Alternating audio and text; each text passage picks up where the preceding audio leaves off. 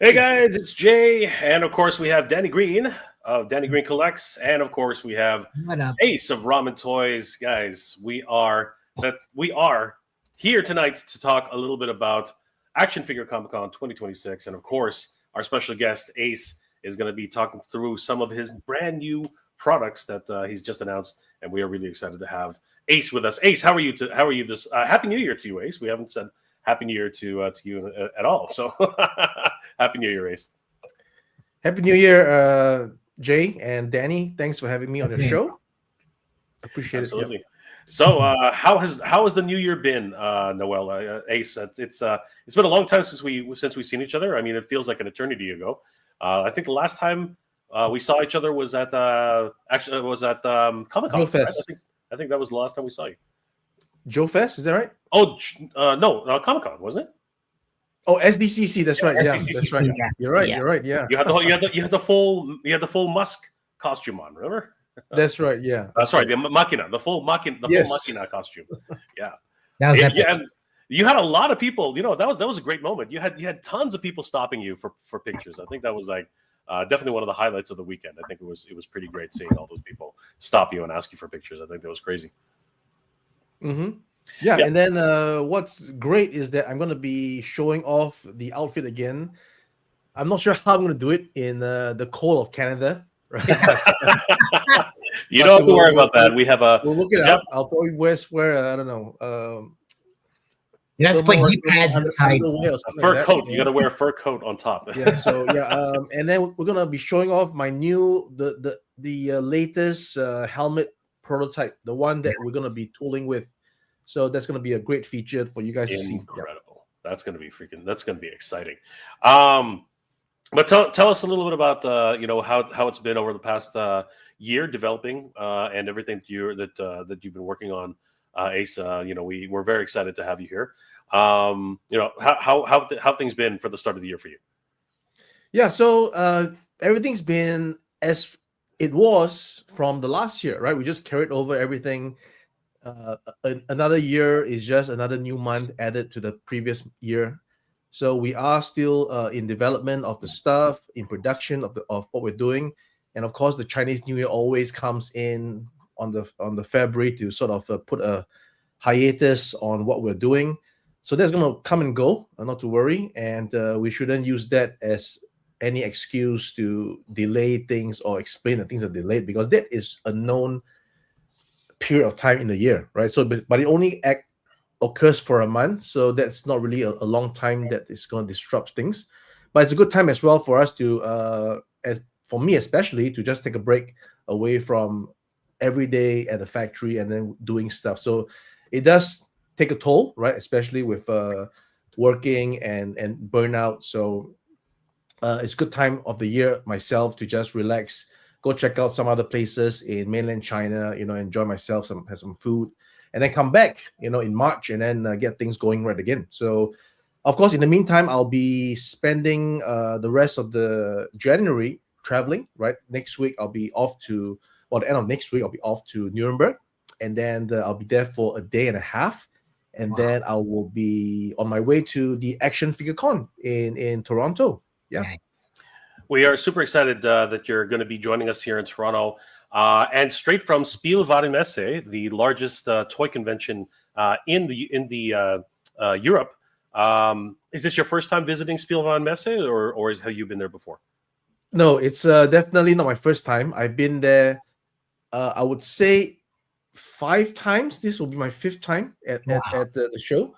Let me try to recall. The first time I was there, I was staying in a Pyramide hotel, right, which was very nice. Yeah, it's called the Pyramide. And the second time I had an Airbnb, and then the third time I went there with my colleagues in Ramen Toy. I think another time I would say, yeah, fifth time. This time, my fifth time at Nuremberg. Yeah. Excellent. Are you do you have a booth there? Are you going to be showcasing, or is it just meetings with different companies that you're going to? Yeah, no, I have not been there as an exhibitor, and I dread the possibility of going there as a distributor, as an exhibitor. Although I would like to, right, going there, setting up a booth, showing people that comes to the fair your products is good thing, but the whole logistical thing of it, to be able to go there in Nuremberg. And it's not a direct flight, right? You got to go in from either Frankfurt or one of the bigger airports, and then take either a train, which is what they call ICE in Germany, right? Intercity Express, and then or a short flight over, right, from, let's say, Frankfurt or Munich. So it's not that there's no direct flight is the first thing, and then secondly, I got to deal with all the logistics of, like, maybe renting a car, going there, and so the whole logistical part of it just scares me off. Unlike, in the States, where I'm more, things are somehow much more familiar, right? So yeah, I would like to maybe go exhibit in Nuremberg one day, but maybe not in the current future. And also because as the years go by, I do see a decline in the number of people attending the shows. It's getting quieter and quieter by the year, unfortunately. Yeah. So let's talk about that a little bit. So last year, I do believe that you and a few of the Ramen Toy crew, you visited the New York Toy Fair, which is happening in February. So how different is Spiel Warenmesse versus something like the Toy Fair? Are you noticing a lot more people attending the Toy Fair in New York, or is it less people that's actually attending from Germany? What's the demographic differences, do you think? So based on my experience with toy fairs over the years, right, the way the yearly calendar works for anybody in the toy industry is you start off the year in Hong Kong, where the Hong Kong Toys and Games Fair just concluded a day ago, right? You started on Monday and ended on Thursday. So it's a 4-day event. And then after that, you actually go to Nuremberg to attend the Nuremberg Toy Fair. And no, before that, actually, the London Toy Fair. All right. So starts with Hong Kong, goes to London, goes to Nuremberg, and then it finishes off in New York in March. So the first quarter of the year, or the first 3 months, is basically that calendar for anybody in the toy industry. That's your main shows that you're going to go to get all your work done, meeting suppliers, finding out new vendors, etc., right? So the difference between Nuremberg, Hong Kong, London, I've not been, so I can't comment on that. So I've been to the Hong Kong one, the Nuremberg one, and the New York one. So the New York one basically is a much more simplified version of a Nuremberg toy show, in such a way that it's only catering to the American businesses, right? It's very focused on the American businesses, where you have mostly your American companies in the New York Toy Fair. So unlike Germany, where you have a lot of European as well as North American companies there, right? You have more European companies. So there is no other shows around Europe except Nuremberg, right? London aside. So in Nuremberg itself is more than just a show that has action figures and Mattel and Hasbro, which these companies don't actually show off to the public. Yes. In Nuremberg, Mattel, Hasbro, you got an appointment, go and see what they have in store for the year. So that's a funny thing. A toy show, yet it's closed off, right? Even to people in the trade. So that's always kind of funny. But it's the same thing as well, I think, for the toy show in Hong Kong, whereby you go to the Wan Chai Convention Center, you don't get to see Hasbro and Mattel. They're not there. They are at their showrooms, in their offices in Tsim Sha Tsui, which is TST. It's a main hub for all toy companies in Kowloon, Hong Kong. So back to your question again. So New York is smaller for sure at the Javits Center. And I would say that the Javits Center's offering of the toy fair is about a fifth of what you get in Nuremberg. Wow. So why is it a fifth? Because Nuremberg has at least 12 halls, if my memory serves. Hall 1, 2, 3, 4, 5, until 12. And the reason why they have so many halls is because everything that concerns toys and games are there, down to party hats and costumes, down to like outdoor swings and slides and doll houses, make believe, chess sets, anything that you can think of that's toy is there. So not specifically action figure. So that's what we have to take note of. So yeah, that's the bit of explanation on those fairs. Interesting. And as I recall, I guess the accommodations are a lot easier in Germany than they were in New York, because I remember that your accommodations were so cramped when I saw some of them. If you do a Trivago search on accommodations, hotels in Nuremberg, any other time of the year except during Nuremberg, it's like $30 a night. But in Nuremberg period, it goes no less than, I would say, 400 or 500 US dollars a night. Wow. No less. That's no crazy. Less. Yeah. They know who's coming. Yeah. They know who's coming, and they just so because New York, I don't think New York wasn't that expensive, was it? I mean, like, for that tiny room that you guys were staying in. I know it's very expensive, but in New York, I was able to find accommodation in the New Yorker, which was kind of affordable. I'd say it was below 200 US a night. Okay, might be below 150. I don't recall. But for the other establishments that is closer to the Javits, like your Marriott's and your Hilton's, those are expensive. I think they go at least also about 500 US a night. I think at least. I know for sure during New York Comic Con, those are at least 800 and above a night. Wow. And then in SZCC, the Hilton that's next to the convention in Impossible. Gaslamp, that's 1,000 to 1,005 a night. If you don't get the lottery for the hotels, you're spending gobs amounts of cash. It's out. And there's no point booking in advance because they know the dates, right? So even though you book 2 years in advance, it's the same price. Fun story, not so fun story. Danny and I booked last minute 2 years ago. And we ended up in two cities away. Actually, we ended up in a completely different city, like away from San Diego. It was absolutely crazy, and I can't talk about it too much from here. But we'll just say that there were some people walking the street that day, which absolutely shocked us. Ace, we were so shocked when we saw these people walking down the street. We had like 8 a.m. Yeah, it was crazy. Cosplayers? Oh yeah, they were cosplaying all right. They were cosplaying as ladies of the night. They're in full cosplay. Yeah, they're ready to party for sure. Oh, it was crazy, and it was like eight. Sorry, it was 5:30 in the afternoon. They were changing shifts. It was absolutely crazy. I remember seeing them in the morning, the following morning. We kept seeing them. That was the problem, Danny. We kept seeing them. All right.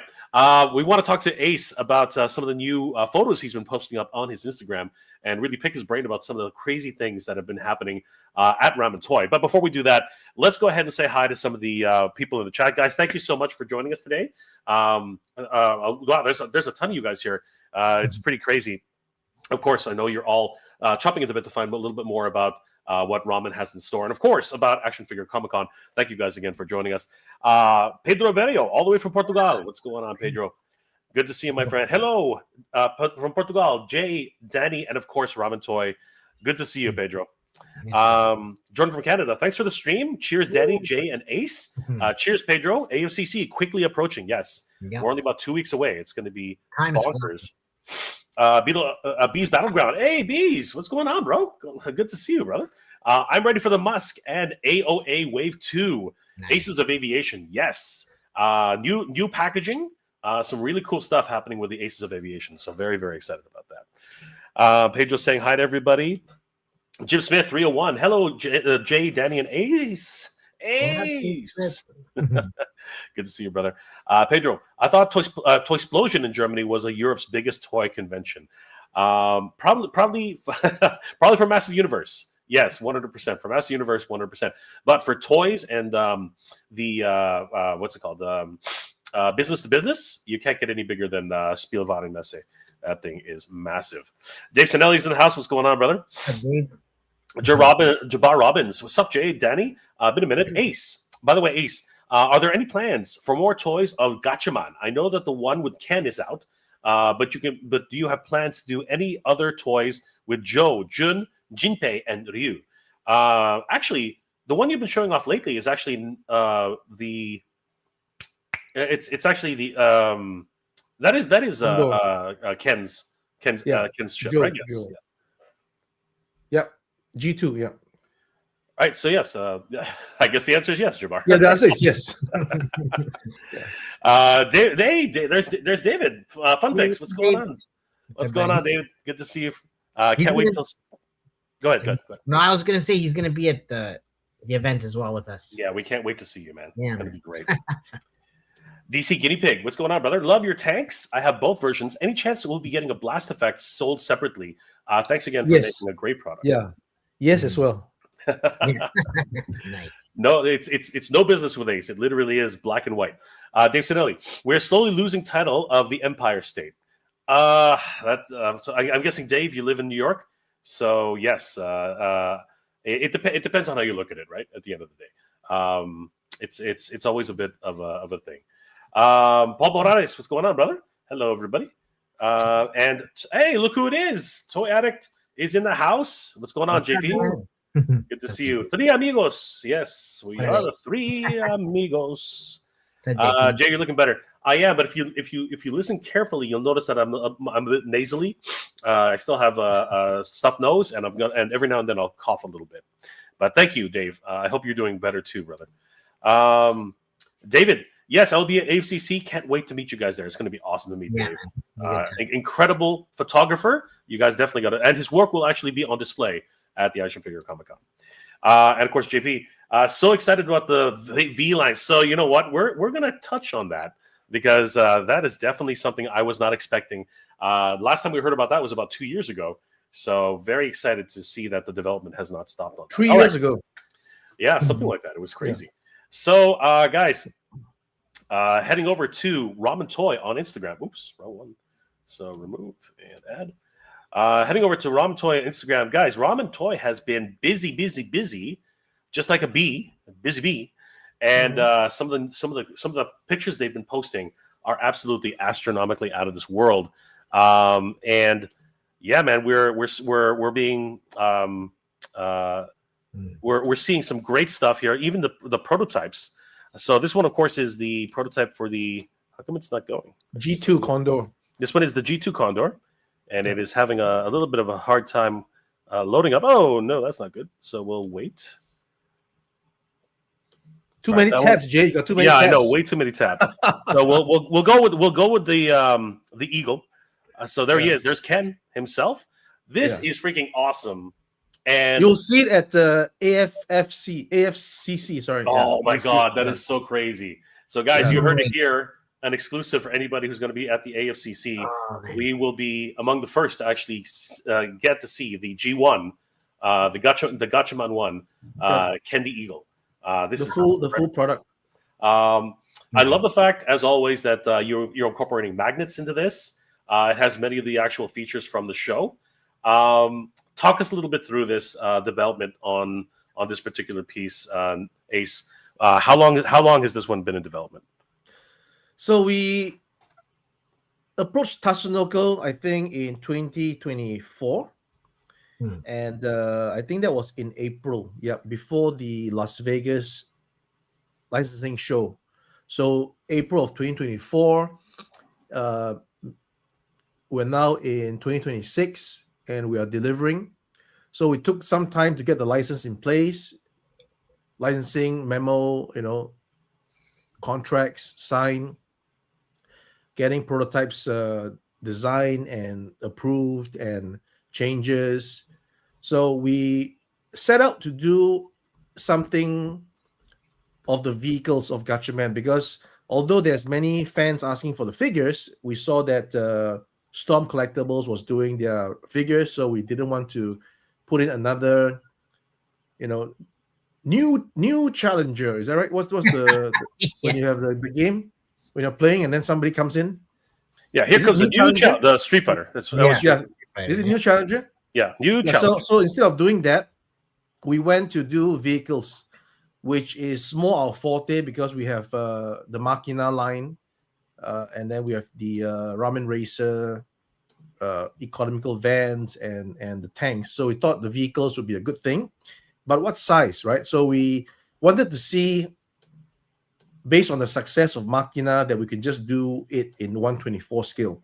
Although, in hindsight, we did not really actually set out 124 scale when doing the Machina line because we just wanted to do something of the figure that is same size as Kenner originals, which on hindsight, again, is not exactly in 124 scale. It's more like 125 or 125-ish, almost 126. Okay, but that I digress.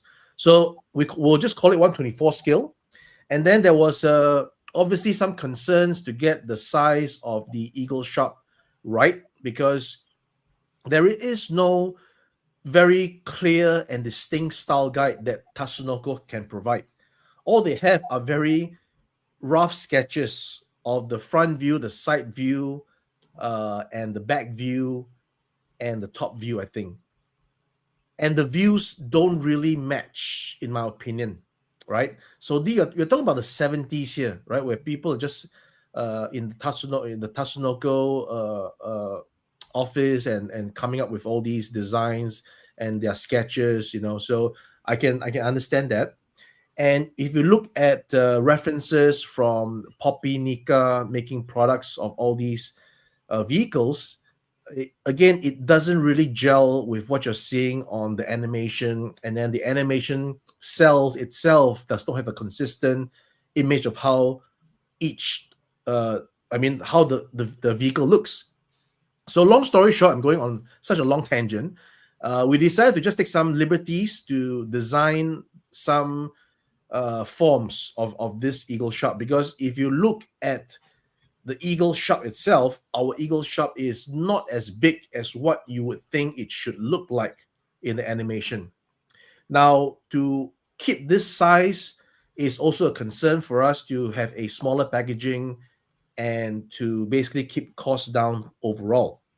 Because if we had made this much bigger and then the first entry level is a higher price, then we thought that this might not be good for us for a new brand entering this license offering to its collectors and fans. So we just kept it at around this size, because at this size it's manageable at the set price that we have for this, which is I think 150. All right. So next come the development of how we're going to make it not just a simple static plane, right? And of course, we know that this Eagle shop has characteristics of the X-wing, where the wings goes up in the X formation. So that itself is already a feature that we must introduce. Now, how do we get the X-wing to deploy?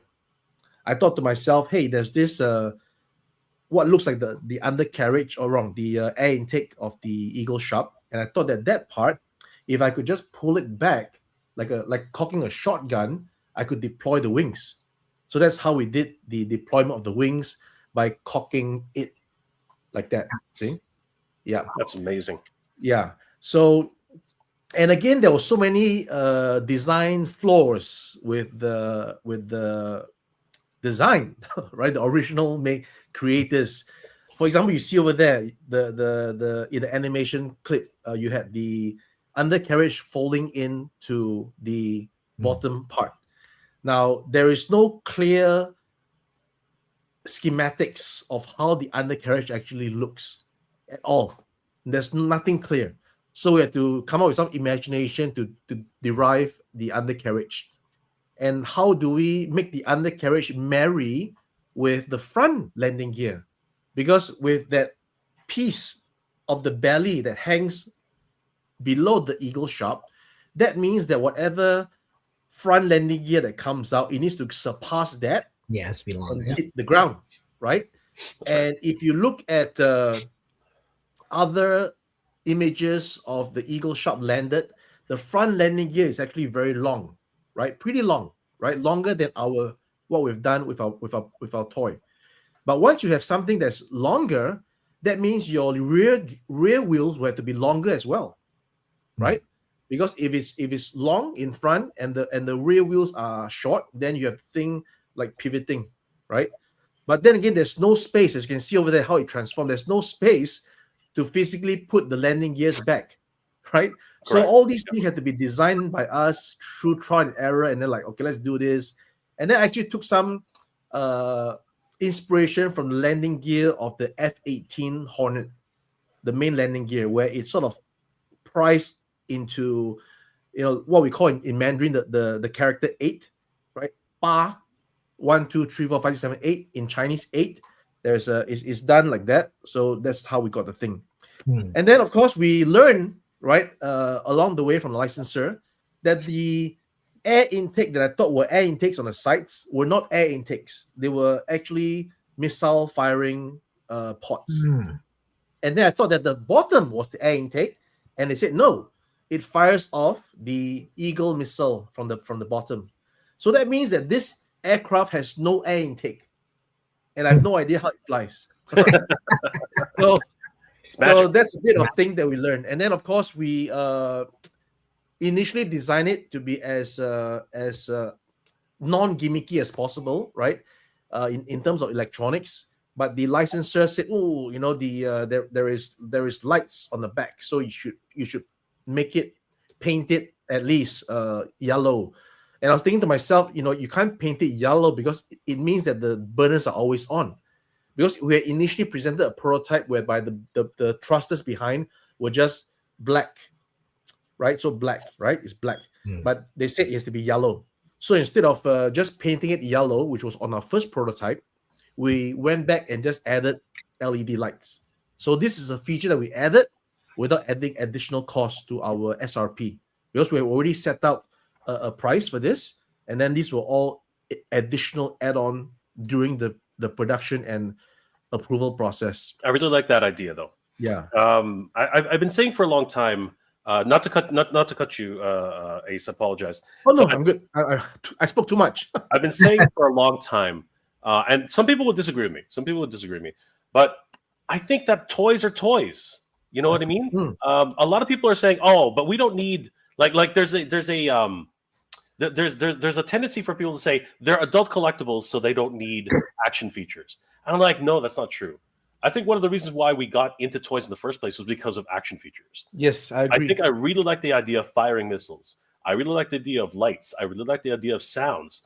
I really like the idea of all of those things. And we're seeing that come back to fruition with, some of the G.I. Joe vehicles, right? They've reintroduced sound. They've reintroduced lights. And you know what? I think that actually has to do with the direct competition with smaller companies like Ramen Toy, right? Putting in lights and sound into, one of their products. I mean, not to be too forward, but I think that it's important to have action features again. I think action features really add something to vehicles and to toys. So seeing this really, it really warms my heart in terms of what that is. Now, the action figure itself, yeah, I'm very, very excited about this. Obviously, you've had some experience in this scale with Machina. So how close in relationship are the Machina versus the Gatchaman figures? They are pretty close in terms of the joints, and I guess the initial challenge was how to put the cape on that we felt had to be cloth. So in the early prototype, you can see over there the cape was not on there as you see in the seat, because our initial prototype, our cape, the choice of material was too hard, or rather too thick, such that it becomes too much for him to go inside the seat. So we said that okay, let's do a compromise. Let's tell the collector to put him inside. Please remove the cape, and you remove the cape by removing the head, removing the cape, and then put the head back on again. But then again, along the way, we went to again we're always kaizen. We found another material that's right there, softer. So we said, okay, let's use this material, and it fits like a glove into the seat, and that's where we went with this material. Yeah. How many points of articulation are we looking at? Yeah, 10. Is it similar to MUSK? Yeah. 10 POA and 3 inches. Wow. Okay. This is incredible, and we'll be able to see this at the Action Figure Comic-Con. Are you bringing? Yes, I'll bring an actual production piece, because we're finishing up production at the end of this month. I will get the factory to expedite, 2 pieces for me, which I'll bring to Nuremberg. I'll put one at Nuremberg for my distributor, Cosmic Group, and then I'll bring one to AFCC. Yep. Incredible. I love the interchangeable pieces. And you know what? Again, people are gonna fight with me on this, but I think, and Ace, you and I have had these discussions before. I think that not everything has to be concealable or a gimmick. I think that when it comes down to it, you can't transform everything. There are certain pieces that actually have to be parts forming. I think that it's a necessity, and it's just something that unless you're a third-party transformer maker and you can transform everything, and the price of your figures are 10 times the cost of whatever anybody can afford. But yes, I totally agree. I can't wait to see this in action. Can you share any secrets that this may have? I mean, like, this thing is, just by its overall look, it looks absolutely stunning. I think one of there's no real secrets. It's as clear as day. We just did our best to incorporate the functions. And one of the things that I was sadly unable to perform is how the canopy has to be interchangeable for it to open, because incredibly, the canopy in the animation opens by receding backwards. And as you can see, there's no way for me to recede it backwards when I have firing mechanisms on the side, when I have a wing mechanism that needs to hinge open, and I have a vertical stabilizer that needs to lock into place. So where do I find the space for the canopy to recede back into the fuselage? So I had to just change it. Yeah. See there? It recedes back into the fuselage. Yeah, it's not that's impossible. I'm sure some transforming third-party transformers developer can probably achieve that, but I'm not sure how it's going to be done, at least from my little brain. Yeah. No, I think just by seeing what you've been able to accomplish here, it's quite a feat of engineering. So how long has this been in development? 2 years? No, less than 2 years. We finished off. Again, you can fact check me on that, but I believe we got the prototype out. I remember clearly. I got the prototype out in Nuremberg. I brought this prototype to Nuremberg where Dan Larson saw it. So I would say about 2 months before we were in development. So we started with 2 months, and then now a year. So about a year, because the rest was in production. So I would say less than a year. So maybe 6 months of development. If you talk about development, 6 months for development. Wow, that's incredible. I can't believe this is only 6 months of development. That's a lot of engineering in such a short amount of time. Yeah. But I think that this is what smaller companies can afford to do. The ingenuity, the design process. I beg to differ, Jay. Pardon? Bigger companies should do this in the time I've done, and smaller companies should have less ability because we have less resources. So this is what I'm trying to say, right? Yeah. This is what I'm trying to say. It's amazing that a small company like yours can do in half the time that what normally would be developed, in this kind of situation, right? And I think that there's a lot that can be learned from the way you guys have executed this, which is incredible. Right? Thank you, Danny. This is going to be at Action Figure Comic Con as an exclusive reveal. Can you believe it? Well, I'm gonna mess with it. We definitely have to get this as an announcement on the socials. Yeah. I think people are going to be very, very excited. There are a lot of Gatchaman fans out there. I know people have been chomping at the bit to find out more products for Gatchaman, and the fact that this one is. Can we say that this is a spiritual Poppy Nika advancement? Like, can we say something like that? Or we can't, because Poppy Nika is die-cast metal and mine is plastic. You do have some die-cast here, though. Just the landing gear. The landing gear. Yeah. But still, I think that spiritual. I think in the spirit of Poppy Nika, though, I think it's still very, very much. I know that Poppy Nika is like the die-cast versions of these, but I still think that the design. We actually wanted to give an homage to Poppy when designing the packaging. So we submitted the packaging to Tatsunoko with the iconic Poppy Nika silver border, right? And then the bluish background. In fact, the whole design was an homage, right? Not copy, but an homage to the Poppy, because we did our own illustration of the eagle shop, courtesy of Chris Matt from New York. So we got our own illustration for the front. But the rest of the design, in terms of how the box looks, inspiration was taken from the Poppy version. But that was rejected by Tatsunoko, even though I explained that it's a homage. Right? But the Japanese, again, this is just my thinking, the Japanese is afraid that, or rather they're reserved and more reserved than afraid that it might be misconceived by others that, you are copying Poppy Nika. Why would Tatsunoko allow a copy? And furthermore, Poppy has been taken over by Bandai. Yes, Bandai. And everybody is kind of afraid of Bandai in Japan. Bandai's the big. Yeah, the big boy in He's Japan. The big boy. Is the big boy. So I tried, but in vain, to get my homage to Poppy, because I can understand where they're coming from. That it might be perceived that you are just copying the Poppy. That is not good. You should be innovating your own. So yeah. But still, it's wonderful nonetheless. I think a lot of people are going to be excited when they finally see it. Dave said, Ellie, when you're back to 100%, can you show us your stuff impression? Very funny, brother. We'll try, though. We'll try. Vexen Toys, what's going on, brother? Good to see you. Looks really cool. I just don't have the nostalgia for it. That's okay. It's okay. It spans as far back as the 70s.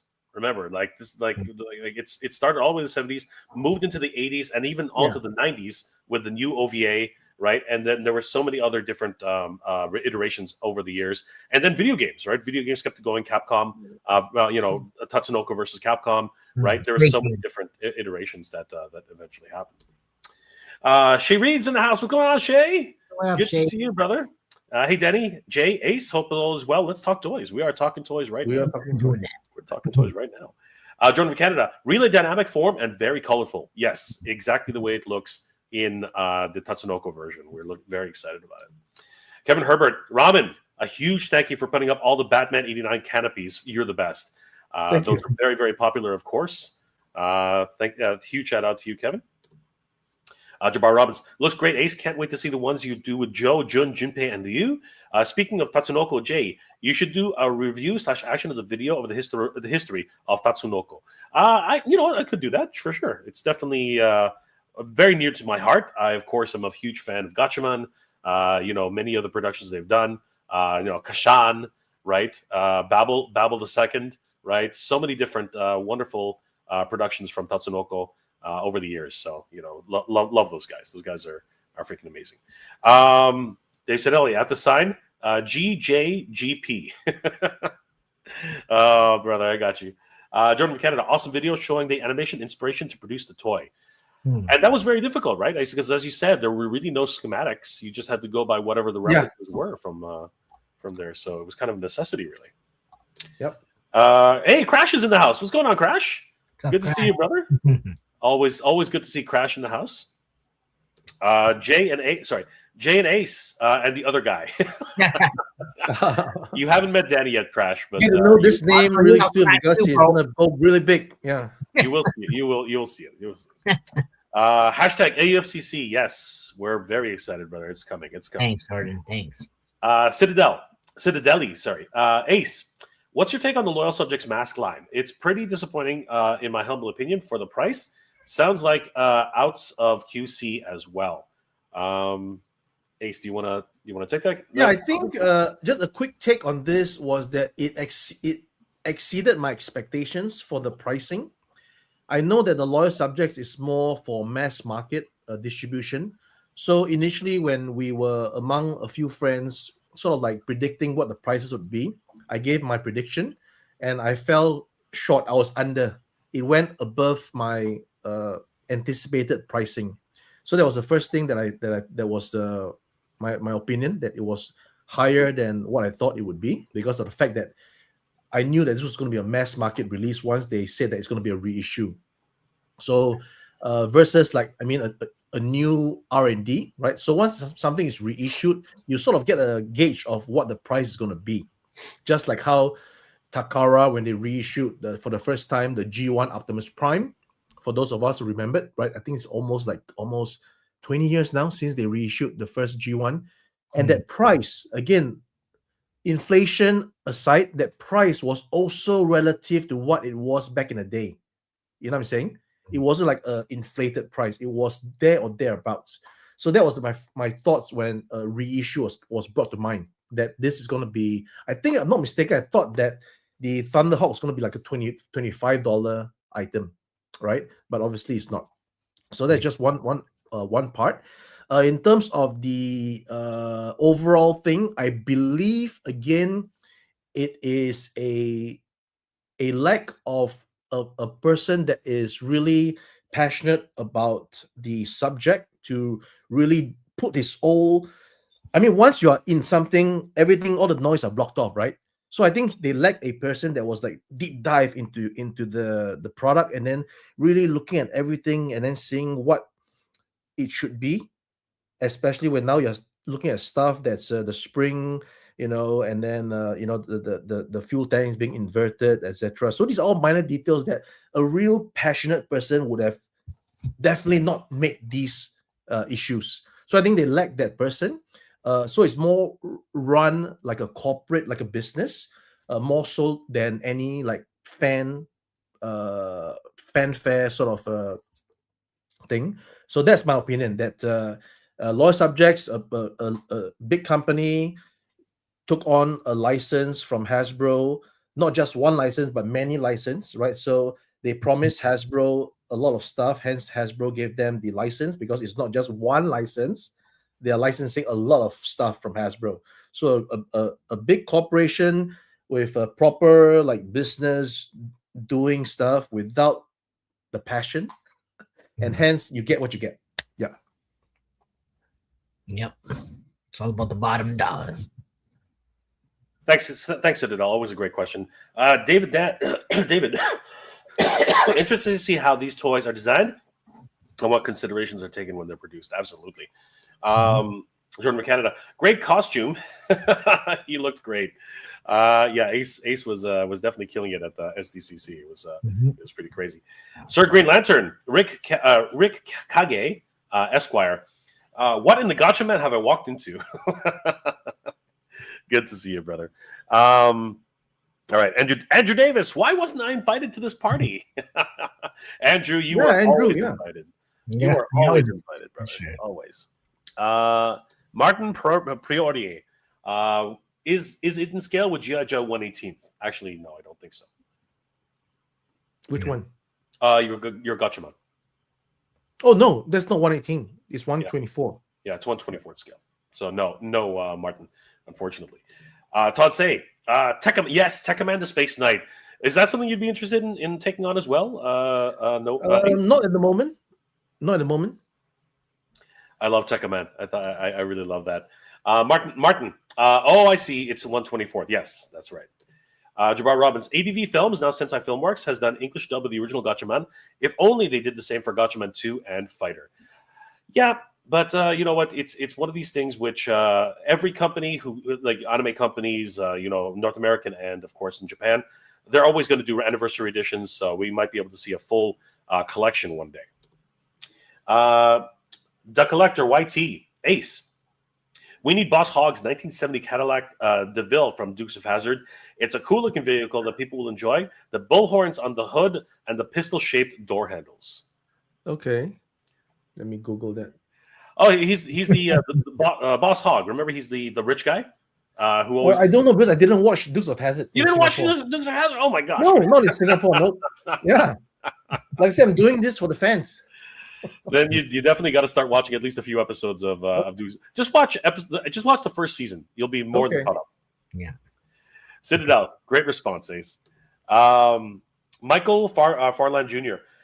Ace, do you think you'll be making more of the Red Gullwing? Yes, I have plans to do the Gullwing gift set that I've mentioned.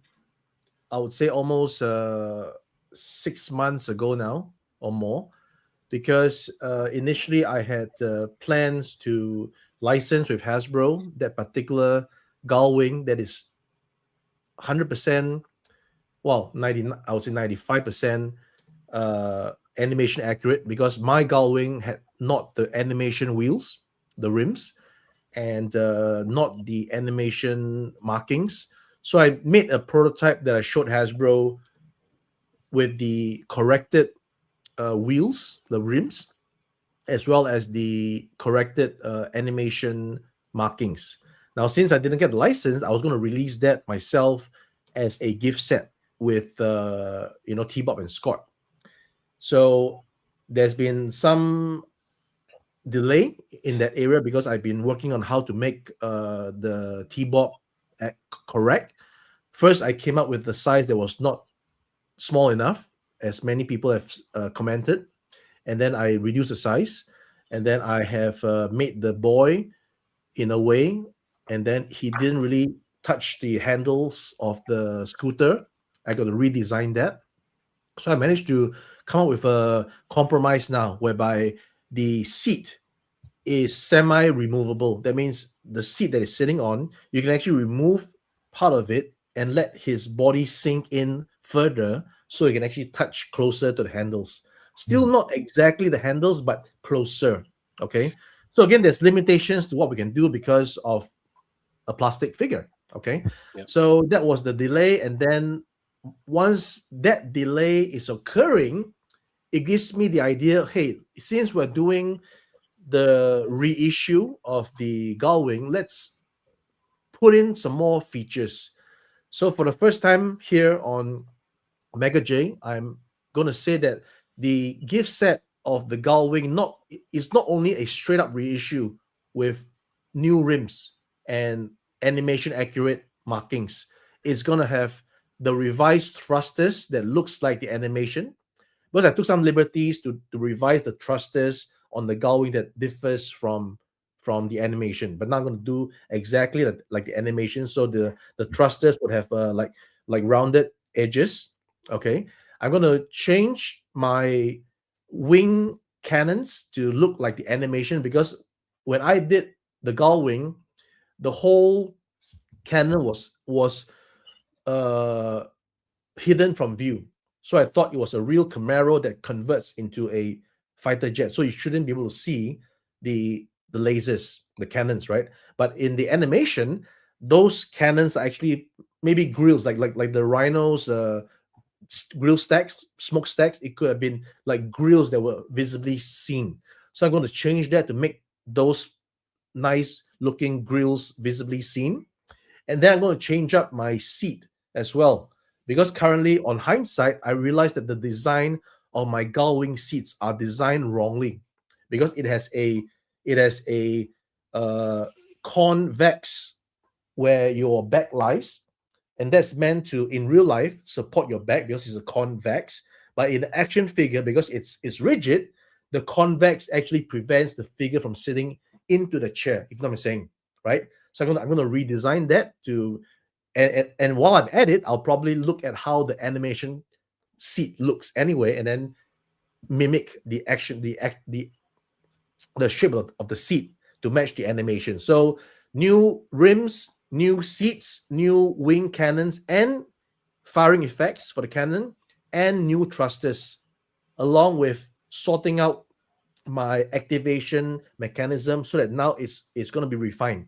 So initially there was people having issues with the button and disengaging the wings, the doors. So now it's going to be revised because I'm going to reduce the travel, right? You don't have to push in so deep to activate the wings. You're just going to push in a little bit. So those are the things going to revise, and that will be the gull wing gift set, and hence going to have more gull wings for you guys in 2026. Incredible. Wow. Very, very exciting. All right. Just before we get back to a very, very cool reveal that Ramen Toy did earlier in the month, really quickly, and I do mean really quickly. This question is interesting, which Ace and I have had this discussion already. Alex Valdez, I'd love to see Visionaries in the 5.5 origin scale. I think I've already teased this during my year-end stream, where I showed the schedule of stuff we're doing in 2026, and then that is second half of the year. Mm-hmm. Whoa, crazy! Now, but not 5.5 inch. It's going to be 6 inch. Yeah, it's going to be 6 inch. Oh wow! So I have to ask the question, just like everybody else. Yeah. Have you figured out the hologram situation? Well, hologram is, if we just verbatim did hologram, then we'll just do it hologram, because I was thinking of doing it more advanced, because nowadays you have little mini LCD screens. Mm-hmm. But after my investigation, I find that it's still not possible for a figure that size to have an LCD screen that actually has movements, right? Because to power that LCD, you need a power unit, you need an IC, and all these things cannot be hidden in the confines of an action figure's torso, along with battery, etc. Mm-hmm. So that ultimately proves to be what's the phrase? That we can't do it, right? So yeah. So probably going to stick back to hologram stickers. Yeah. Wow. I think you're going to make a lot of people happy with that decision, because hologram stickers are very sought after these days. That people really appreciate that. But I wonder, the reason why hologram stickers are not so prevalent in today is because the equipment to use to make hologram stickers is obsolete. Nobody's selling those anymore.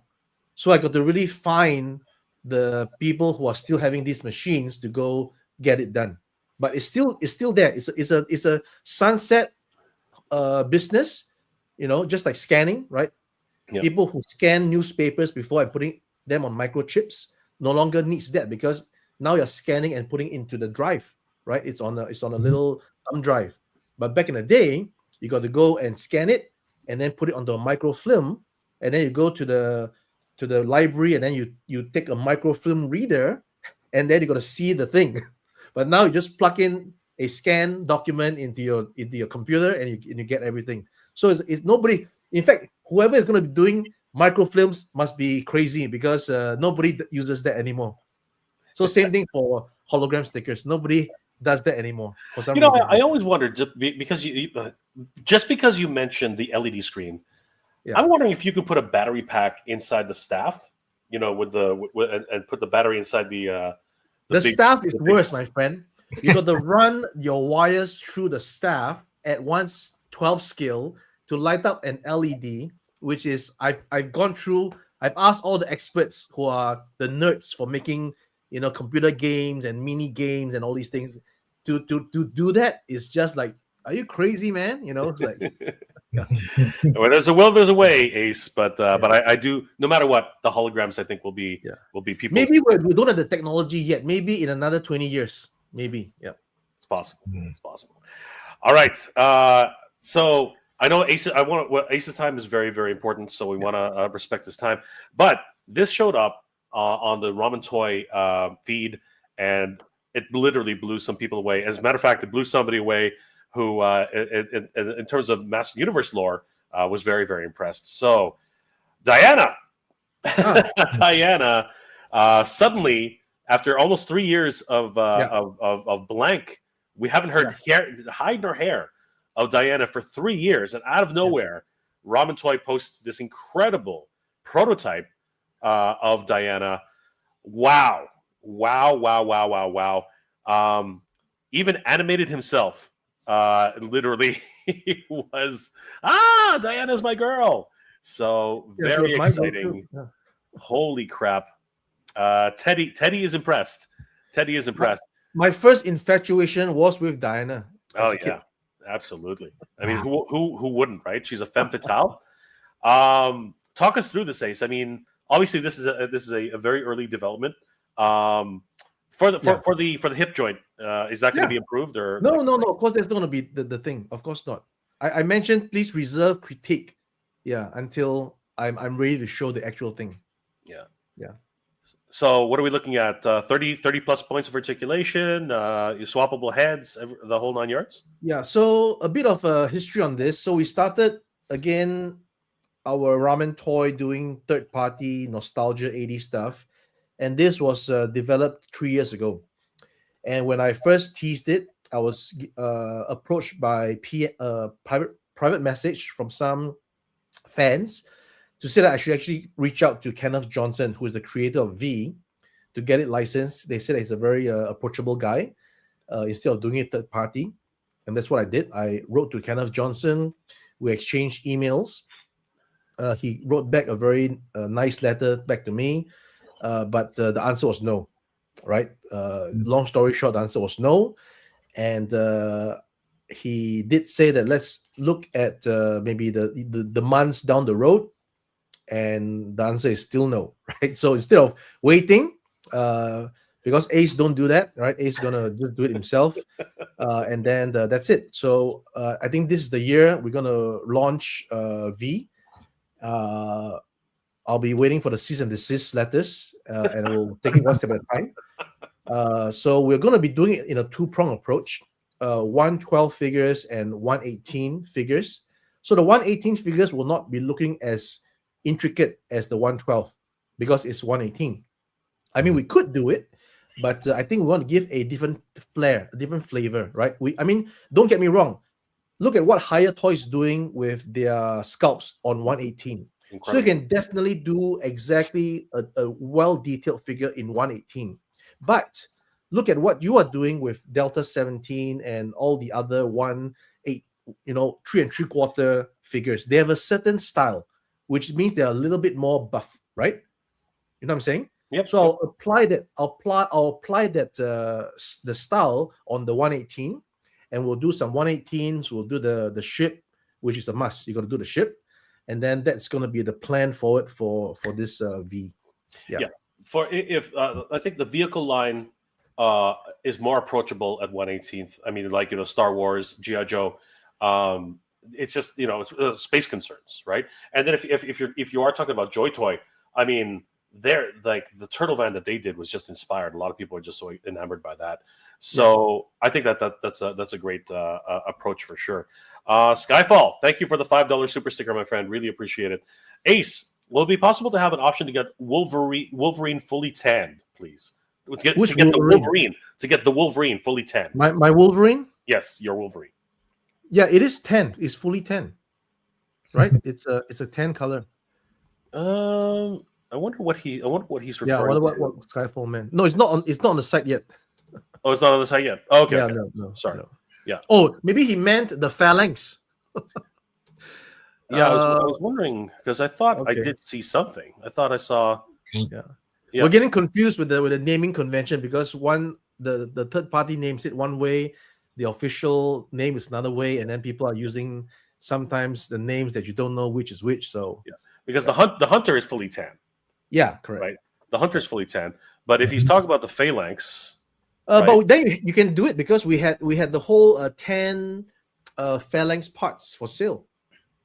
You must get the hunter first and then put on the parts for the 10. We have that. We have the option. Okay, so there is an option for a full thing, right? For a full Wolverine. Yeah. So, but he mentioned the Wolverine, which you're in development right now, right? Yeah, and I've showed it as fully 10. There we go. So you have the 10 version of that. So, okay. Well, there you go. Perfect. Yeah. Okay. So, question answered. Okay. Yeah. So we're very, very excited for that, and of course, you heard it here, guys. The the Candy Eagle's vehicle will be available to show at Action Figure Comic Con 2026. We are really, really excited about this. And Ace, any thoughts about Action Figure Comic Con? Like, this will be your first time visiting. Is this your first time visiting Canada? So this is my first time visiting Canada. Holy crap! To first time visit a country, I'll be bringing a gift. So the Eagle shop is my gift to Action Figure. Thank you, Ace. So that's going to be huge. I'll give it to Danny. I think I'll give it to Danny. Excellent. Yeah. You know, you ain't getting back. So yeah, it's a gift. It's a gift. Oh, thanks, man. Appreciate that, Ace. We will definitely. Danny's really excited. Trust me. No, we're definitely throwing it off. One quick tip, though, you definitely do have to bring at least a coat. It is very cold right now. It's gonna be cold, man. Today was -11. So you definitely have to bring a coat. But it's gonna be warm inside, right? Well, yeah, of course. You know, then I can change out to my the hotel is warm. The JCCC is definitely warm. We have a couple of food vendors coming. It's going to be fine. It's going to be yeah. Okay, cool. So you're gonna have a lot of fun, and of course, Titan Toys will definitely take care of you, Ace, while you're there for the thing. So guys, definitely come and check out the new Candy Eagles G1. Where'd it go? At Action Figure Comic Con 2026. This is happening at the Japanese Canadian Culture Center, 6 Sakura Way, Toronto, Ontario, M3C 1Z5. We are super excited about this event. Danny, I mean, we have a ton of different brands coming. Why don't you take us through it, Danny? Okay. Well, of course, you guys know McFarlane Toys. Our buddy, Claudio is going to be representing them. And they're going to be on site there with some new products. We even have some cosplayers that are coming out to help out with that as well. So you might be seeing some Mortal Kombat guys live, which is great. Then next year we have Spiro Toys, Animal Warriors of the Kingdom. Who doesn't know them? Great brand. They went through Kickstarter a few times. They got funded. If you don't have any of their figures, you should get them. And then Loyal Subjects, of course. Who doesn't know Loyal Subjects? Actually, Titan Toys will be representing them at the Action Figure Comic Con, and they're going to have the mask line on display and available for everybody. And I think they're even going to be doing some deals on them, so keep an eye out for that. Right, and then next we have Meta Travelers, Legendary. I think their figures are ready for production now, and they're about to come out. And I think they're going to have some of that available as well at the event. And again, they'll be at the Titan Toys booth, so they'll be represented there. And I believe we're also going to have a panel where they might actually talk about the continuation of the line and possibly even some new drops. We might see that at the show. Their stuff is really cool too, really interchangeable and great figures. So, and Icon Heroes, of course, they're going to be right. Yes, Patrick, you got it. Patrick, yes. Patrick. So I don't know if he's coming out exactly, but I know that Titan Toys also will be representing them. I think Titan Toys is actually the distributor in Canada for their stuff. So yes, the official distributor. Yes, you got it. So same with the mask line with Loyal Subjects, right? Correct. Yeah. So that's cool. And then, what do you know? So here's our line. We've been working on El Dragoon. We're going to have some cool stuff on display there. Maybe some prototypes. Who knows? And actually, we have some cool cosplayers that will be on site showing off some of the El Dragoon characters. So that'll be cool. Nice. Yeah. That'll be a lot of fun. And I don't know who these guys are, but of course, Ramen Toy, definitely Ace representing them. And definitely looking forward to you coming out. It's going to be a good time. And we'll see the Gatchaman G1 on display. And Danny will get to take it home. So, dude, that's a huge thing. I can't even believe it. Thank you, Ace. Appreciate that, man. It's going to be great. And then, of course, Flip War and the Champions of Unfairity, which is a great spoof on He-Man and whatnot. Jay is a part of this one as well. So is Ramen Toy. They had both worked on this project. We actually were at San Diego Comic-Con on a panel for this project as well. So that was great. And I think they're coming out with a next figure, right? There's a next wave. We're going to be on a panel, and we're going to talk a little bit about Wave 2. Right. And what people can expect, and how excited we are about the new product line. Was that Tarjay? What's the guy? The the Hound of Tarjay, yes. The Hound of Tarjay. Yes. Yeah, he looks great. Maybe some surprises. We'll see. Nice. And then, of course, our buddy JP and Badass Reviews. Carlos will be representing from the realm. So Carlos will be on site. And we'll be seeing some of their product there, hopefully. And yeah, man, we appreciate them coming out, which is awesome.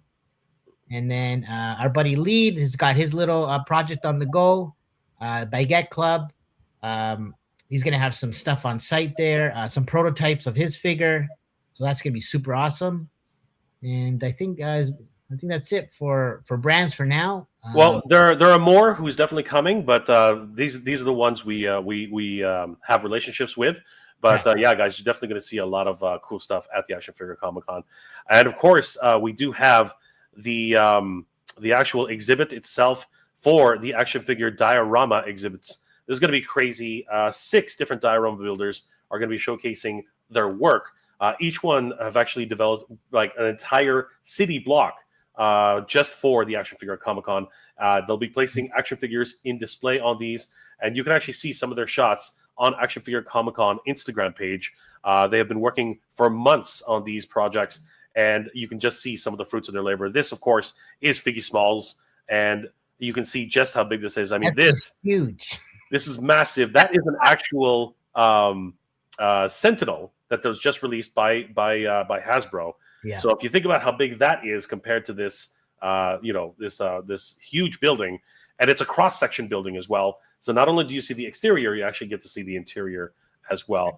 And Figgy will be bringing this to the show, so you can see here.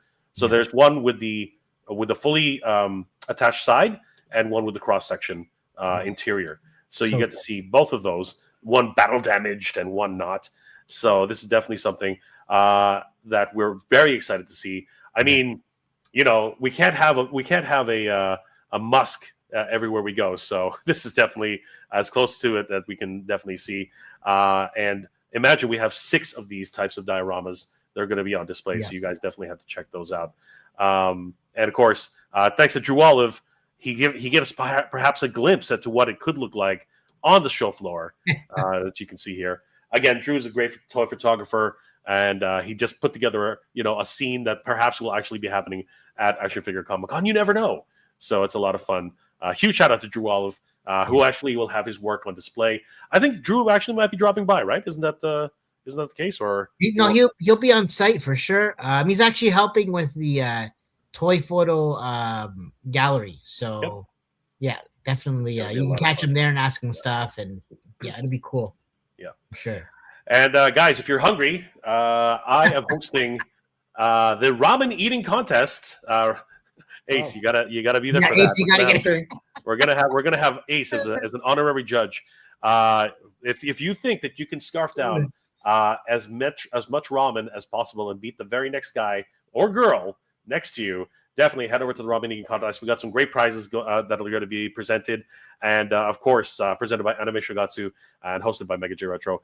This is going to be a lot of fun. It's always a lot of laughs. A lot of people bow out early, but let me tell you, some people can really chug down some ramen. So it is a lot of fun. And of course, Ramen Toy is going to be there, so it's going to be a lot of fun having them helping out to judge the ramen eating contest. It's going to be a lot of fun. So, guys, definitely.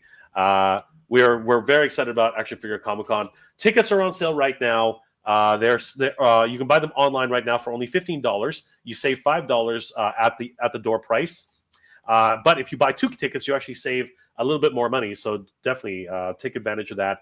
Pick up 2 tickets for you and a friend. And if we still do have some Grail Hunter passes left. So if you want to be able to get 1 hour early access to the show, take a look at everything that's happening, some of the dioramas, some of the other figures that are being on display from Ramen Toy, from Legendary, Meta Travelers, all those great brands, even McFarlane. You definitely want to pick up a Grail Hunters pass. You might also be able to grab yourself a swag bag. You just never know. And of course, The show is from 11 a.m. to 7 p.m., 1 hour early admission for Grail Hunters. Door price is $20 for tickets, $20 per ticket, or 2 tickets for $30. Online tickets are $15, or 2 tickets for $25, but that will only last until the day of the event. And you do get some raffle tickets for some of the raffles that we have. How often are we having raffles, Danny? They will be on the hourly basis. Wow. So we're basically going to be giving away prizes every single hour. We were, of course, is going to be at the Japanese Canadian Cultural Center on January 31st. And we are super excited about this. What about children, Danny?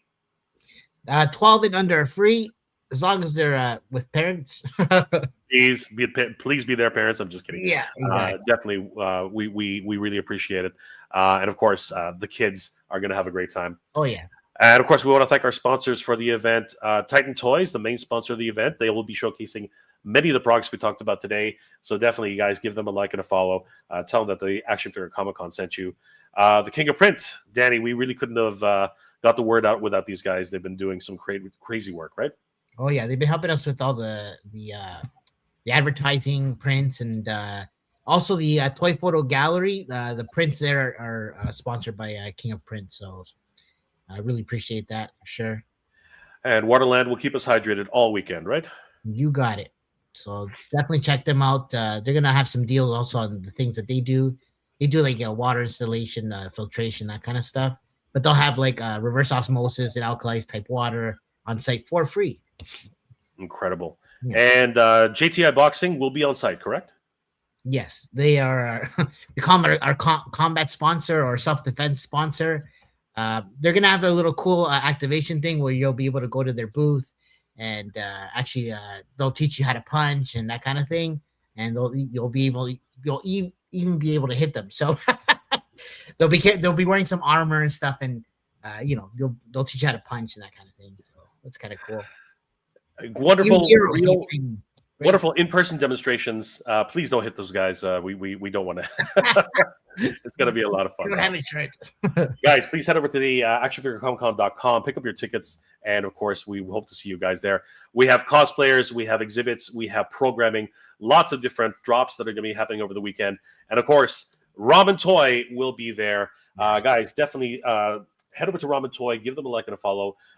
They have all of their products on display on their website. You can already pre-order the Gatchaman 2 G1 Eagle Sharp with Candy Eagle. $150 for this one, right, Ace? Yeah, that's right. And what does it come with exactly, Ace? Yeah, it comes with the figure, the missiles, the interchangeable canopy, interchangeable nose, and the stand. And all the wonderful features that we highlighted today. This one's really excited. And only for $150, that is an absolute steal, everybody. So definitely head over to Ramen Toy and pick that up today. You can also pick up one of the 2 different CAG sets. Tell us a little bit about 2.0, Ace. Yeah, so fans have been asking for the cockpit to have 2 seats inside. Not necessarily able to sit 2 figures, but to have 2 seats inside. So that is something that I guess some collectors are not really understanding, because they said that you got 2 seats, but you can't sit 2 figures. Then what's the point? Well, the point is that we have a McFarlane Batmobile that has already built in a specific amount of space, and we're just using the same amount of space to put in 2 seats versus 1 seat. So that's what we've done. Yeah. It's all about the image, and just as probably for more displayability, because it's for some people, it's just an incomplete Batmobile if it doesn't actually have the cockpit with 2 seats. So love it. But now you can also pick up CAG 1.0 and 2.0 right now. So you can definitely check those out. The Mobula is up for pre-order as well, and this is very exciting. I don't think we've ever seen something as accurate as this. I'll bring that to AFCC as well. Incredible. The production sample, no box yet because we're working on the box still. So I'll bring the production sample piece. Freaking incredible. Nice. So guys, you can see the Mobula at Action Figure Comic Con 2026. Very exciting. Very cool. Yeah. And then of course you can pre-order the limited edition Shark. It's in stock. Yeah, in stock. It is in stock, and there are only 500 pieces available. So you guys don't want to sleep on this one. This is, of course, a redecoed version with Pilot. What's her Machina name? Portia White. Portia White. That's right. Yeah. So guys, definitely pick up the limited edition Joe Fest Shark available right now, and then of course the Techno Horse. Oh my gosh! I'll bring the test shot as well. The 3-0, and we're gonna get again. Ace is just giving us so many wonderful gifts for the new year at Action Figure Comic Con. Guys, you're going to be able to see so many great things, courtesy of Ramen Toy. So we're going to be able to see the prototype of the Techno Horse 3-0. It's going to be a lot of fun. And of course, the Aces of Aviation. Tell us a little bit about Wave 2, Ace, because I think a lot of people... Yeah, so I can't bring this because I don't have physical stuff to bring. So that, unfortunately... but I'll see what I can conjure up, right? I'll just conjure up maybe something. But like I said, Wave 2 is a continuation of Wave 1. We started this journey, again, 3 years ago with the actual Maverick itself. The whole idea was just to give Maverick to the fans of Tom Cruise, fan of Top Gun. Of course, we got C&D not to do the Maverick. And then we sort of change it to make the Ace of Aviation, because if I make a tooling for a figure, a pilot figure, how do I amortize the tooling to make other figures? So my plan was always to make more generic F-14 pilots after the Maverick. But since I was given a C&D, I switched it around and did the generic F-14 pilots first, while giving the Maverick's head and helmet as a bonus item if you bought the whole set of 3 figures. All right. Now, in that particular era or time, because Hasbro put out a Falcon G.I. Joe figure that had a very atrocious head sculpt, I thought that I could use this opportunity to make one of my pilot figures with an improved Falcon's head sculpt, which you can then take out and put onto the Falcon. And then with that now headless body, you can use the bonus item of the Maverick head to put onto the body, and hence you will have your Maverick figure. Now, that was the only way to do it, to circumvent the C&D. We're not actually selling a Maverick figure. Now, for this second wave, you've, of course, got to finish what you've started or what we've started. And in keeping with the tradition of not having the Maverick as a figure that we sell, we are putting him in the carton of 12 as a chase. So you're not actually buying the Maverick figure, you're actually getting as a chase, which to many people have responded that this is not a wise move. I understand. It could be my mistake in hindsight, but it's something that I chose to do in this point of time. Because again, I don't want too much C&Ds at this point of time, especially when this year is the 40th anniversary of Top Gun, which I initially wanted to get a license from Paramount to develop an F-14 for the 40th anniversary, but we're too late now.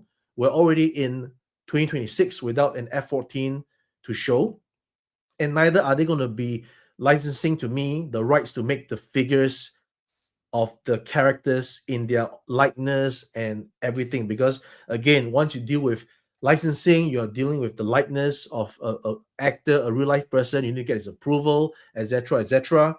So that is something that we don't want to do it, because we're not in that space. We're not a Hasbro. We're not a Mattel. We're not in the space where we are corporate and need to respond to all these, potential lawsuits, etc., etc. Although it's not that we don't have lawsuits, we have lawsuits potentially, but we are maybe too small for them to want to do too much about it. Okay, but we are again doing this for the fans. It's a retro, artistic, modern 80s nostalgia. No Top Gun figures has been done in this scale before. They've been done by toy soldiers, 1/6 scale with real clothing, etc. We all know about that.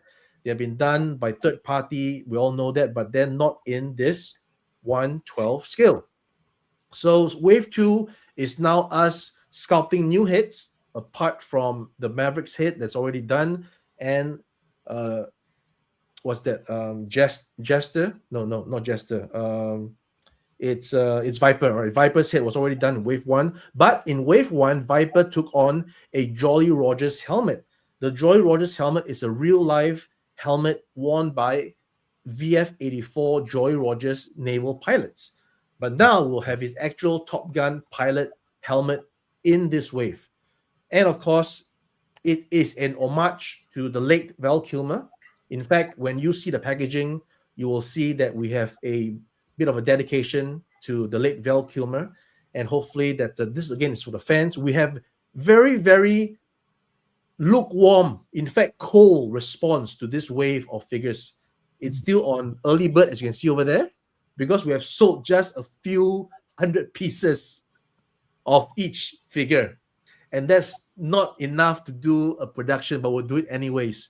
Again, like I said, the criticism could be just sell the Maverick figure by itself.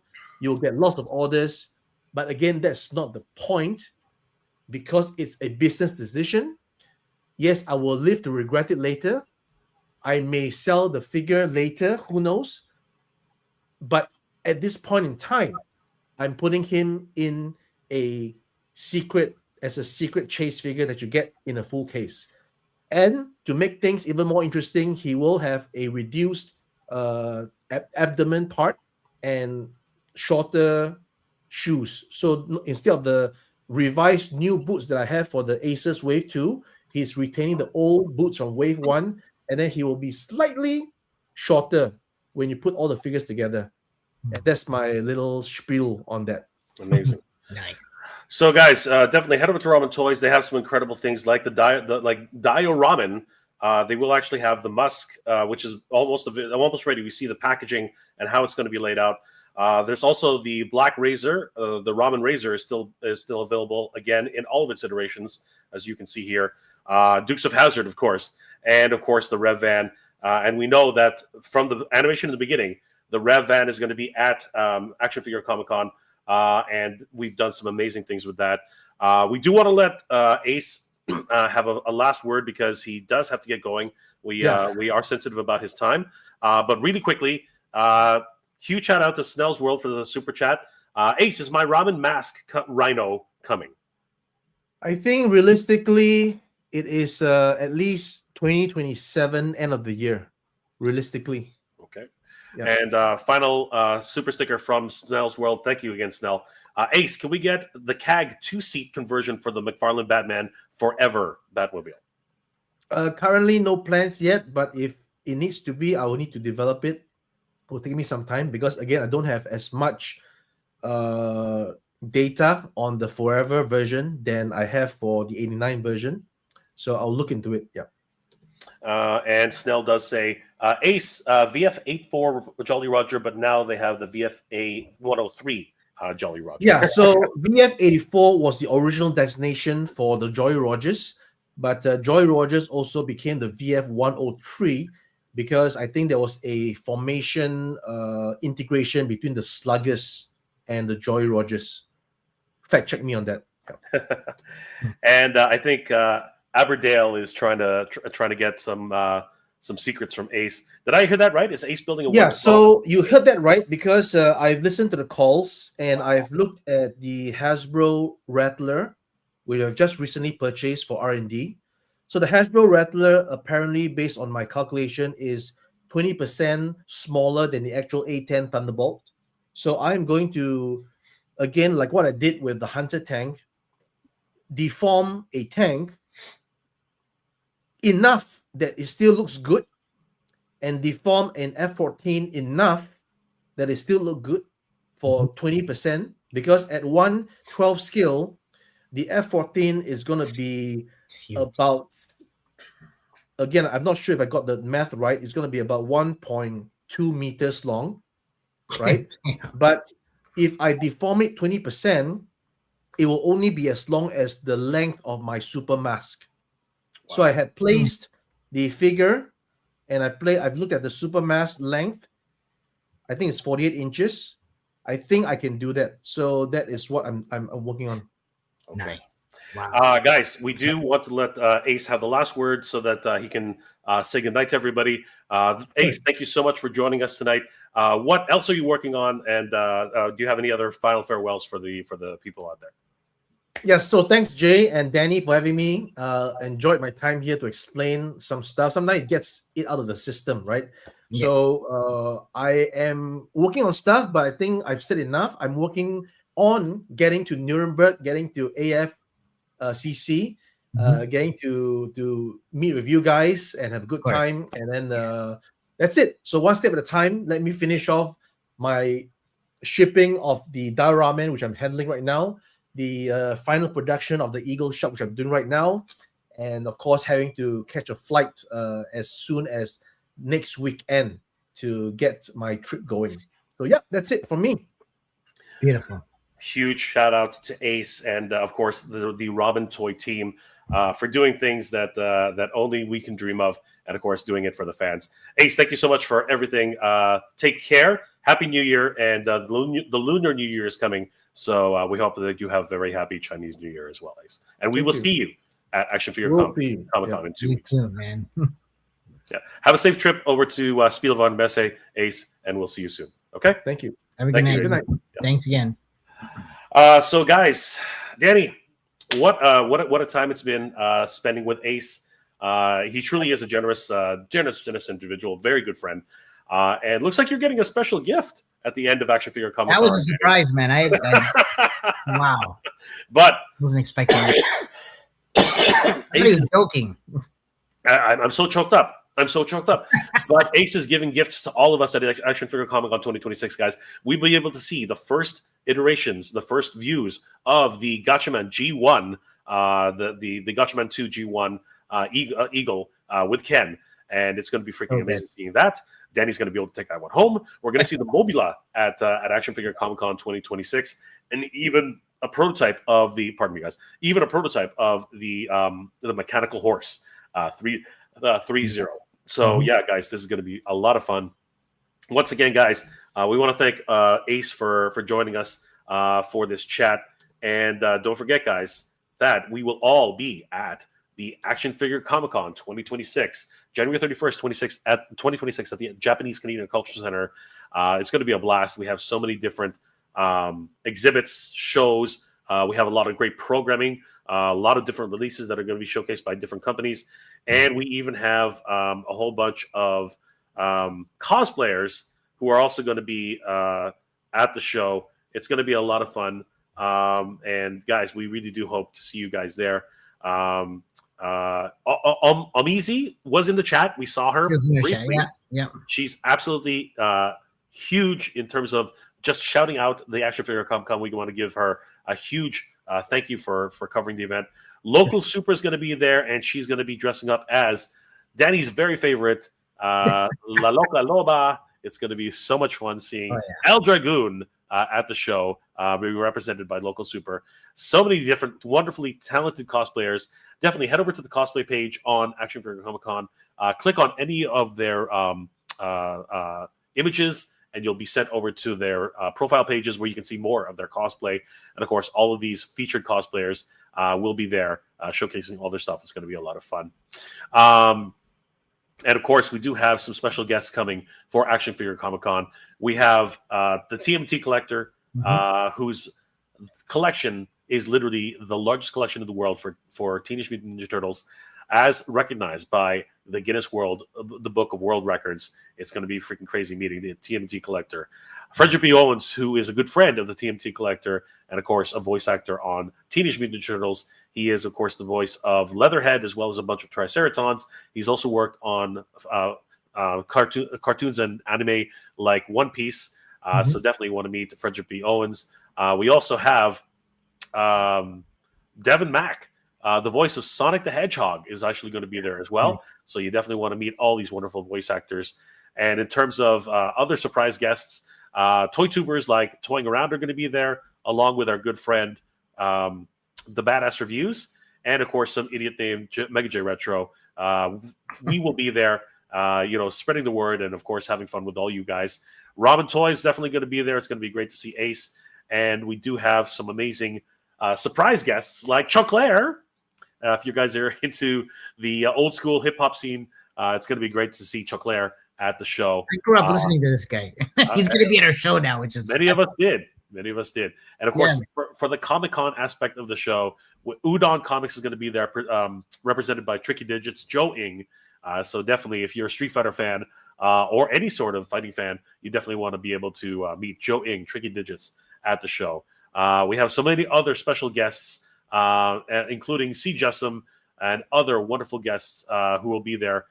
We even have some sports guests, believe it or not, Kevin Dahlman.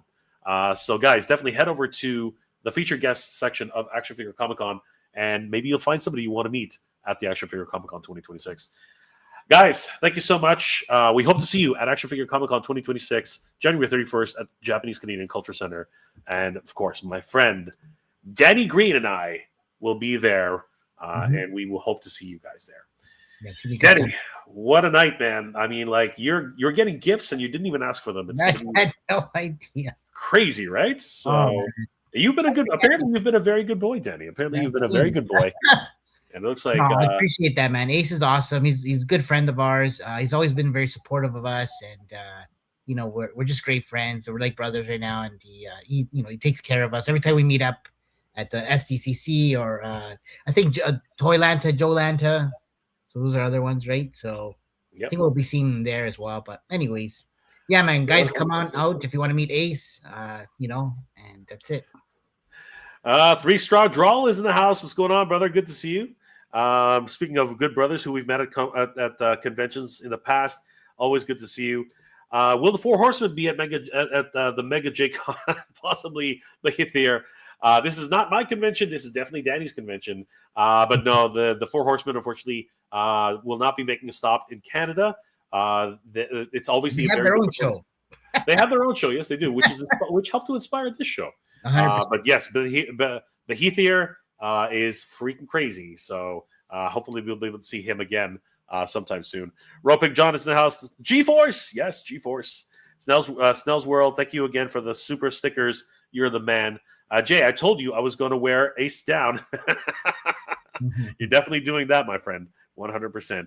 And Snell is, of course, saying that Ace is awesome. And the real Skeletor, the Action Figure Syndicate, can't wait to meet you at AFCC.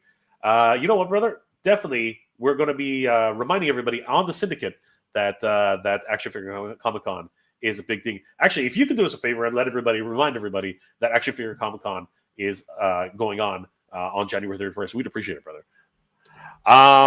Yeah, guys, thank you again for hanging out with us, and of course, finding out more about the Ramen Toy and their product line coming in for 2026. I'm excited, Danny. What was your biggest reveal, most favorite reveal tonight from Ramen Toy? Of course, the Gatchaman for sure. Right now, I gotta say that for sure. Well, yeah, that's because somebody's getting it as a present, obviously. Yeah. But I do have to say, in my humble opinion, I think that Diana is a pretty freaking cool reveal, man. Yeah. I'm a huge fan of the V. When I was a kid, I watched it religiously, and just like Ace, I had a crush on Diana. I think everybody had a crush on Diana. Yeah. And then when she revealed her true colors, I was like, whoa. Just crazy, man. So it's going to be a lot of fun to see how that one plays out. And the Aces of Aviation, man, like pretty cool stuff. I gotta tell you. So the fact that he's going to be making the Tomcat, man, that's huge. Oh, dude, that's huge. Honestly, Ace has no fear. I think that's really all we have to say. Ace has no fear, and you can meet Ace at Action Figure Comic-Con 2026, guys. We hope to see you guys there. On behalf of Danny Green and myself, Danny, tell everybody what you're working on, because even though we know what it is, people want to hear it from you. So, well, aside from Action Figure Comic-Con, we're working on El Dragoon. That's still cooking. We're going to have some prototype stuff at the event, so stay tuned for that. We're planning our Kickstarter sooner than later, probably next few months or so. So our book's almost done, so that's going to be happening soon. And then, yeah, man, just Action Figure Comic-Con is where we're going to be at. in the next couple of weeks. So you guys should definitely come on out. Buy your tickets online, and you'll save a few bucks. Also, that we will have some family deals at the door as well. So if you have like a family of 5 or 6, we'll be able to give some discounts for that as well. And yeah, man, just stay tuned, guys. And you'll find us there. It shows from 11 to 7. An early bird or early entry VIP is at 10 a.m. So for all you grill hunters, put it. Oh, there it is. We got some very special reveals at Action Figure Comic Con 2026, guys. And you guys have to be at Action Figure Comic Con to learn more about some very, very special reveals. Huge shout out to my good friend Danny Green of Danny Green Collects. Danny, thank you so much for hanging out with me and talking Action Figure Comic Con. And of course, huge shout out to Ace for all his wonderful efforts and, of course, the wonderful gifts he's going to be bringing to Action Figure Comic Con. I can't wait, Danny. This is going to be freaking bonkers. Guys, please do us a big favor. Share the Action Figure Comic Con with all your friends. Even if you're not in Canada, sharing is caring, guys. Please definitely spread the word that the Action Figure Comic Con is happening on January 31st, 2026. We are super excited that so many different vendors, and we literally have sold out on all of our tables. Actually, people are knocking down our doors to actually get more tables, but got a wait list going. we just have we have no more space. But guys, it's going to be a lot of fun. Ramen eating contest. If you're hungry, you might as well try. I mean, like, you're going to get your fill of ramen if you actually come to the show. And of course, we have some wonderful food vendors. Gushi is going to be there. If you're into Japanese food, definitely want to come by. And you never know. We might have some pizza. We might have something else. You never know. But you have to be at Action Figure Comic Con if you want to find out. Guys, thank you for being here. It's an absolute pleasure. Last comment before we start logging off. Jarhead, been a while. Would love to meet you in person, brother. We will see you at Action Figure Comic Con 2026. But I think you're talking about 3-star draw. Always good to see 3-star draw in the house. And the last comment from GGT James Alt. Will the snow be gone? The answer is no. The snow will be here. Especially in a couple of weeks. It's not going anywhere, brother. But the roads are clear. We have a great, obviously, we are prepared as Canadians. And the roads will be 100% clear. It's going to be a lot of fun. Guys, thank you again for joining us. It's been an absolute pleasure hanging out with you. I hope you're all doing well, staying safe. And as always, everybody, thank you very much for watching. Danny, good journey, my friend. And good night, guys. Thanks for tuning in. Appreciate it. Peace out.